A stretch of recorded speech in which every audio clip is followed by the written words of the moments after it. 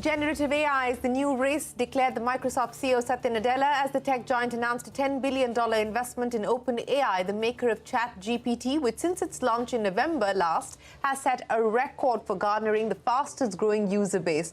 With over 100 million users now using generative AI platforms like ChatGPT every day, it's clear the potential of this technology is immense. Fun experiments have led to excited execution, with over 100 products being built using the ChatGPT interface in just the first week of March. And there is more to come, as Google, Meta, and pretty much every other enterprise rushes to keep pace with the revolution, which is set to change how businesses and common users like you and I can generate creative solutions to problems, from marketers crafting personalized campaigns to target every single customer, and bankers using generative AI to bank the unbanked, to influencers easily dubbing their content in several languages, and manufacturers overcoming design dead ends and cutting costs with better predictions. The new industrial churn looks like it is here. When we look at India, it is still an enthusiast market with impediments, many in the way to become an AI mature economy.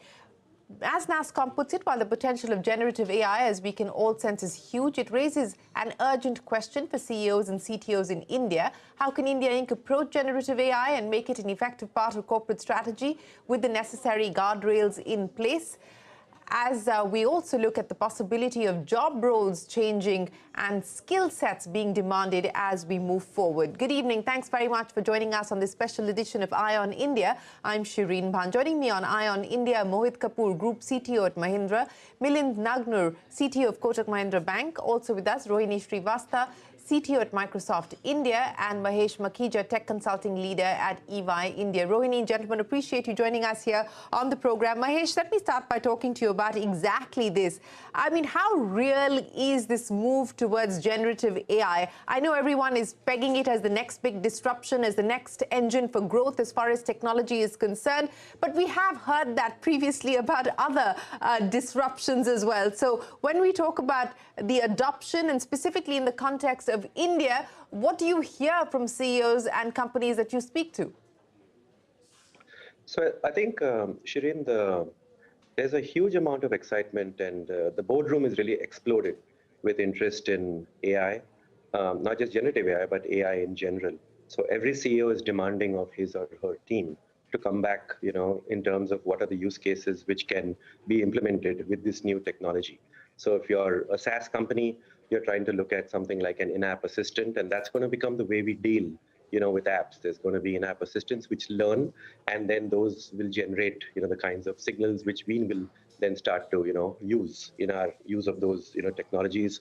If you're an enterprise company, and I'm sure, Milind and Mohit will talk about this, whole functions will get transformed. Customer service, case in point, for example, classic case for, generative AI. So there's a lot of POCs we are seeing in our client base, starting off to look at those kinds of functions. And then the tech world, right? That's one of the classic use cases, which is GitHub Copilot. We've seen a massive improvement in productivity when developers start to get these tools, right? Almost like a 30 to 40% improvement in productivity.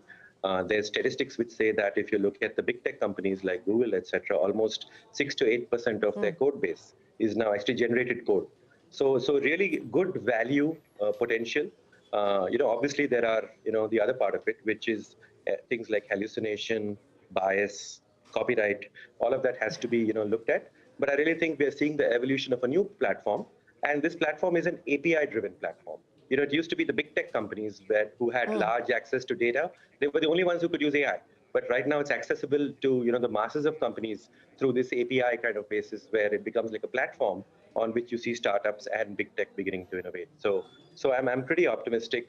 Of course, like you said, the guardrails have to be put in place as well. Yeah.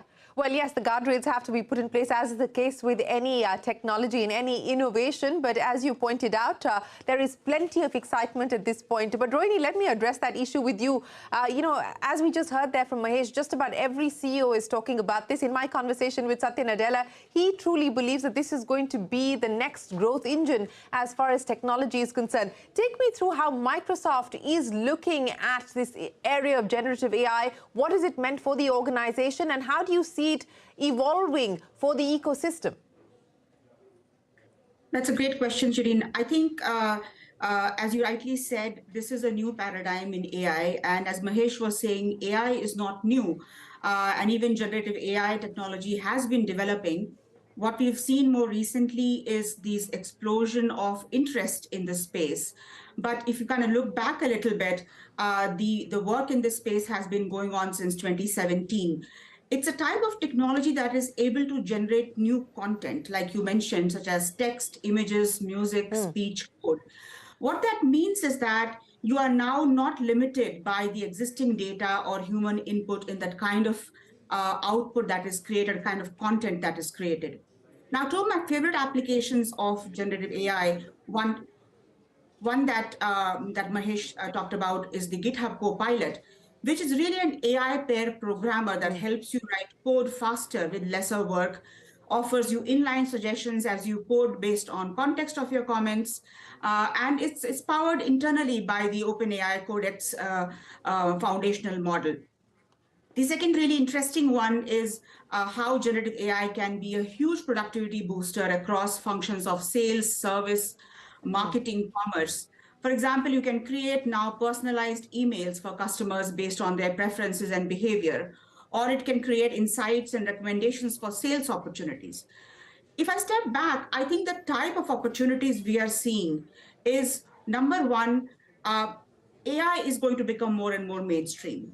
While it has been on a journey, but I think now it is becoming accessible and as a platform, as models, as these foundational models are being consumed. So I think that is number one.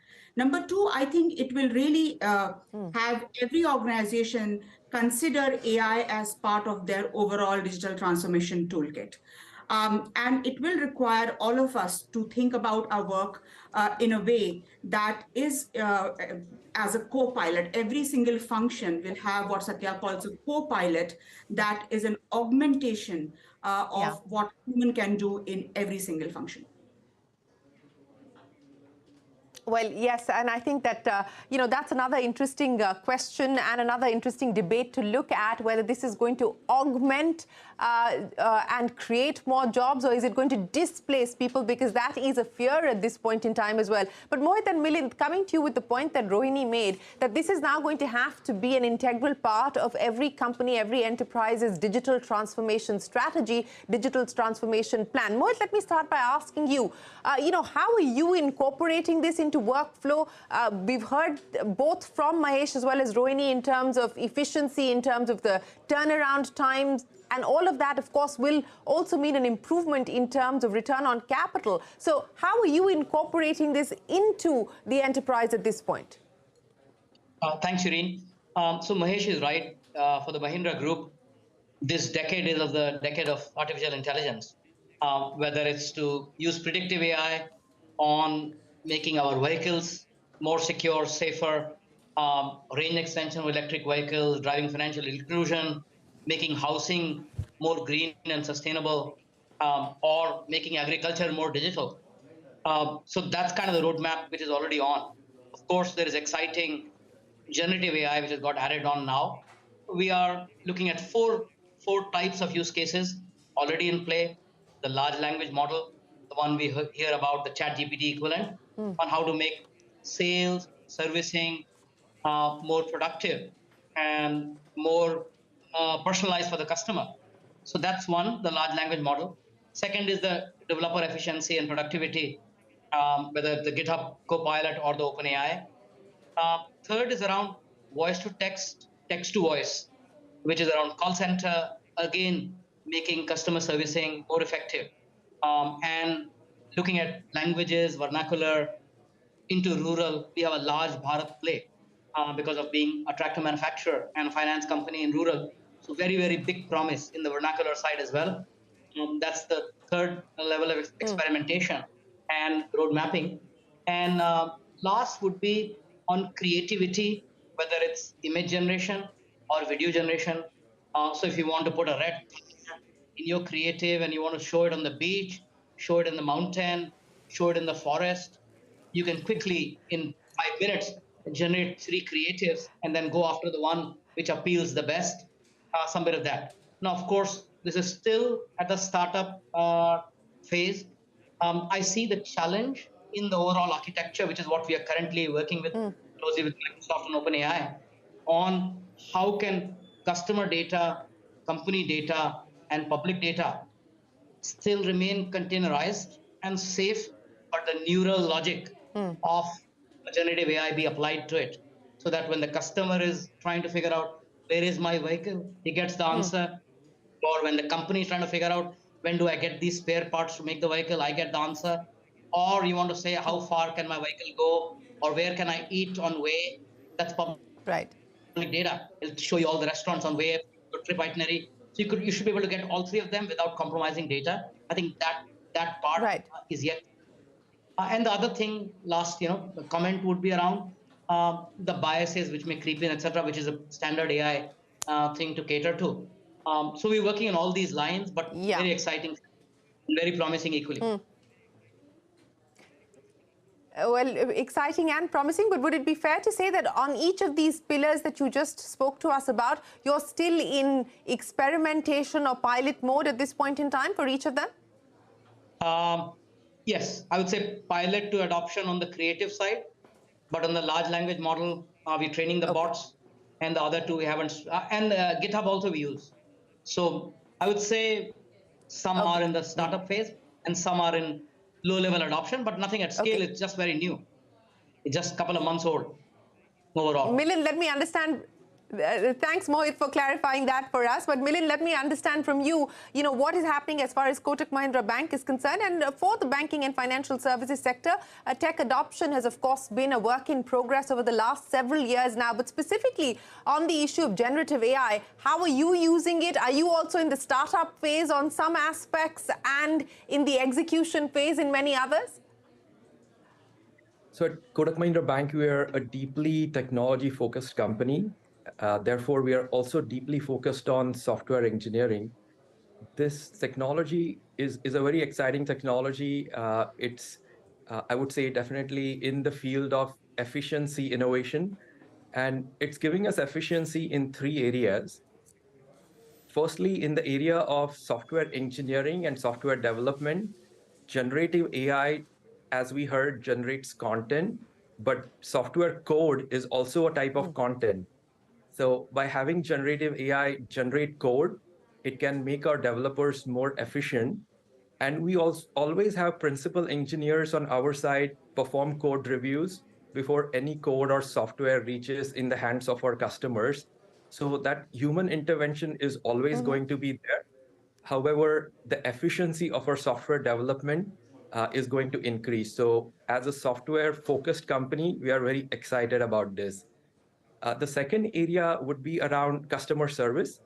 And customer service, as you know, is, especially on the digital channels, is about meaningful and contextually appropriate answers that are helpful to our customers on the channel when they need it, where they need it.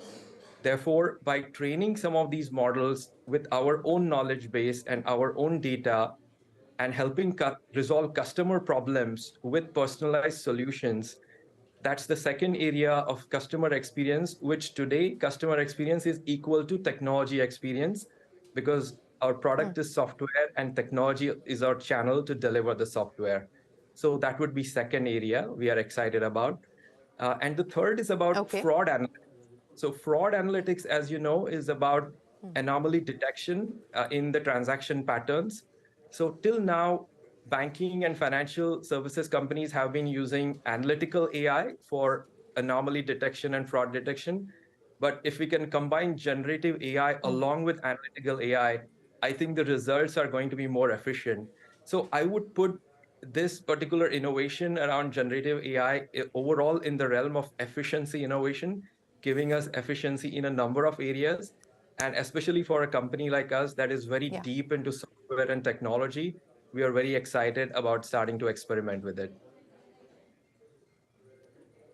Well, yes, you're experimenting, as is Mohit at this point in time at the Mahindra Group. And, I think the efficiency argument is being made by each one of you on this panel. But Mahesh, let me come back to you now. And I think that was the point that Rohini made, that, is this a tool that will be used to create jobs, that will be used to assist people who are already in existing jobs at this point in time? Is it an augmentation tool, or will it in fact end up displacing people? And I think that is one of the big fears and concerns that people have as well. How are you looking at it at this point in time, Mahesh, in terms of what the impact and the implications will be from a workforce point of view?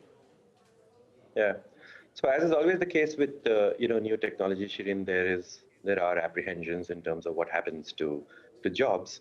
But if you take a step back and look at the trajectory of how tech moves, essentially whole industries innovate and then the work changes, right? The work becomes such that you are much more productive. These technologies become a tool to help you do your work better and increase productivity in the long term, right? So the way we see it really is that the nature of work will change. I fully buy what Rohini is saying. So you can think of in almost every industry, almost all knowledge industries for sure, you will find that there's going to be these kind of assistants. So the human will still be in the loop, but then you will have an AI. Could be generative AI, could be just a regular deep learning kind of a module, which is going to help make that person perform their job better, right? In some cases, the work will get automated away, and that's a good thing, right? There's a lot of repetitive work we do. You can talk to Milind. He gets millions and millions of customer service emails, like he's saying, every day.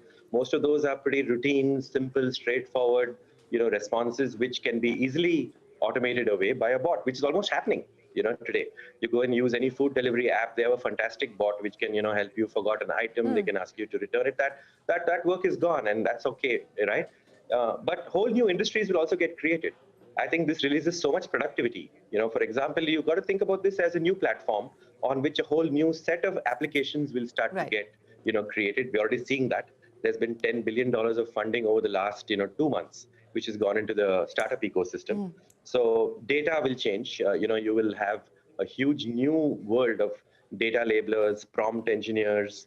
There will be a discipline around AI itself in terms of ethics and risk, which will start to be embedded into each profession. So I think there's a lot of opportunity for new kinds of work as well. Right. Rohini, let's just take that point forward in terms of what kind of opportunities this is likely to throw up. And more importantly, how prepared we are in terms of the available workforce with the skills that are required to operate in this new AI or generative AI world. Sure. I think just building on what Mahesh was saying, let me give a couple of examples of the shift in the and even the frontier of problems we think can be solved, right? Imagine a farmer who's able to now literally talk to, let's say the government's, PM Kisan Yojana or any other health-related corpus, and be able to ask questions about, let's say, eligibility. That is, you could not imagine until you have something that is able to ingest that and create answers for you as if you're conversing. Take another example. The amount of literature that is getting created in the medical world, it is impossible for a doctor, particularly, let's say, a cardiologist or a specialist, a pediatrics person, to really keep up with what is happening. Now, imagine that person being able to converse with a co-pilot and understand whatever latest is happening in that field that one would not have, one would take years and years to keep up with, and the rate at which it's opening is exponential. So I'm just giving a couple of examples where it changes the frontier of the kind of problems and the kind of jobs and the kind of opportunities that can be out there. But now coming to your point, I think in some ways, the need for AI skilling we've talked about for many years, and many people in the ecosystem, NASSCOM, many organizations have been working on in this space. In a way, this new paradigm increases both the spread of people who will work technically on AI, but also people who will be able to leverage AI as co-pilots, as augmenters with least friction. It will become more accessible, more inclusive. Right. Okay, more accessible and more inclusive. Mahesh, let me come back to you for wrap-up comments, because you said that in many ways this is still startup and experimentation as far as the Mahindra Group is concerned. So what is the roadmap, distance covered to where you wish to be? What is the roadmap now that you're going to be working on? Mohit, I think that's for you. Yeah. So, Shereen, Sorry, Mohit, yes, for you. Question, I think. Yes. I think the roadmap is to decide on where not to use it, because you can get frothing in the mouth and really get excited about trying to implement it all over. So I think we are trying to focus on servicing creatives as the main areas to start with, and vernacular and large language models to expand our reach in the rural markets, and lead generation, personalization, sticking to that game plan, and then trying it out and making it at scale, and the architecture, which I spoke about already. An example comes from mind on, if somebody were to ask a symptom of a heart pain, you say, hey, I think I'm having a heart pain or pain in my chest. You don't want to have a long conversation on what could it be. You immediately want to stop and say, please go see the doctor. Similarly, we need to see where to apply it, where not to apply it. That's how we're going ahead, actually, looking at the risk model. Okay. Thank you. Okay, looking at the risks, where not to apply it is what you're focused on. Milind, what about you? What are the focus areas? What are the imperatives at this point in time as you roll it out? The three imperatives are the triple H problem, which the AI researchers are also trying to solve to make this technology more mature. And the three H's are that the answers provided should be honest, helpful, and harmless. So in terms of honest, that means that the responses provided must be factually 100% accurate at all times, which I think AI is well suited to, as well as generative AI, assuming that the model training and the input data sets are correct, which we can ensure. The second part is being helpful. And this is in technical jargon, this is the alignment problem that generative AI models have today, which is how do we ensure that the responses provided are contextually most appropriate and relevant to that particular situation and context and the question being asked. And the third edge is around harmless. So it's important that this technology is monitored and controlled in a way that the responses and augmentation that happens is free of biases, is harmless to society, and therefore even researchers who are trying to improve the generative AI models are looking forward to solve the 3H problems, which I think encapsulates the risks scenario very correctly for this technology and the risks that need to be mitigated. And therefore, right now, what we as enterprise users should do is make sure there is human intervention whenever we are using this technology right now. But we are excited about the innovation part of this. Well, I think that there is absolute consensus on, that people are excited about what this technology could potentially mean. But I think as far as this program is concerned, I think it's totally delivered, Milind, on the 3 H's. It's been honest. So thank you, each one of you, Rohini and gentlemen, for being honest about your experiments with AI. I think you've certainly been helpful to understand how companies are going about dealing with this change and what this change could potentially mean as far as your own individual enterprises are concerned. And I can guarantee you this program was harmless.